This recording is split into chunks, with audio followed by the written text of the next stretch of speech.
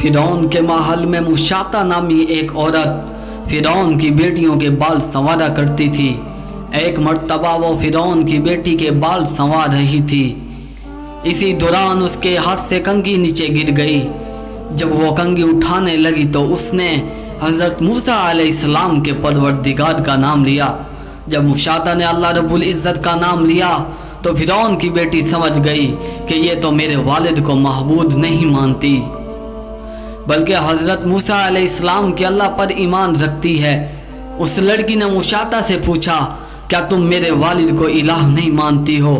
उसने कहा, हरगिज़ नहीं, मेरा खुदा तो वो है जो हज़रत मूसा अलैहिस्सलाम का परवरदिगार है। जब लड़की ने मुशाता का दो टोक जवाब सुना तो वह भागकर अपने बाप के पास गई और कहने लगी, आपके महल में आपके ज़ेरे साए रहने वाली औरत आपको खुदा नहीं मानती। बेटी की लगी लिपटी बातें सुनकर फिरौन को गुस्सा आ गया। वो कहने लगा, अच्छा, मैं दरबार में जाकर उस औरत को ऐसी इबरतनाक सजा दूंगा कि या तो वो मूसा अलैहिस्सलाम के इलाह को इलाह कहने से बाज आ जाएगी या फिर अपने हाथ से जान धो बैठेगी।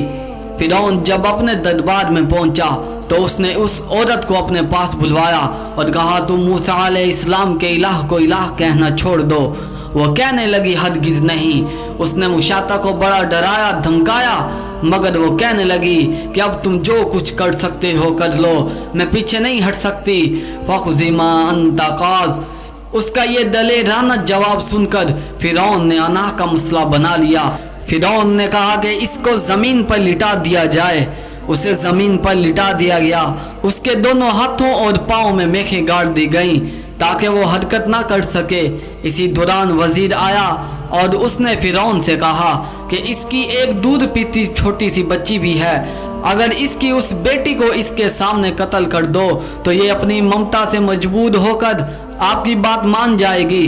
फिरौन ने उसकी दूध पीती बच्ची को घर से बुलवाया और उसे इसके सीने पर लिटा दिया। वह बच्ची माँ के सीने से लगकर दूध पीने लग गई।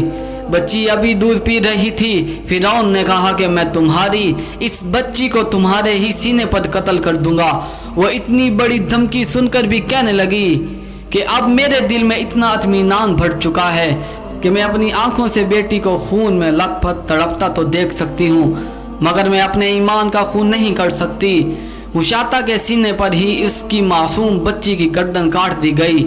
जिस माँ के सीने पर बेटी का खून बह रहा हो, उस माँ के दिल पर क्या गुजरती है। जब बेटी ठंडी हो गई तो फिरौन ने कहा कि अब हम तुम्हें कत्ल कर देंगे। उसने कहा, तुम्हारी जो मर्जी हो कर लो, मैं पीछे नहीं हट सकती। बिल आखिर उस औरत को भी शहीद कर दिया गया।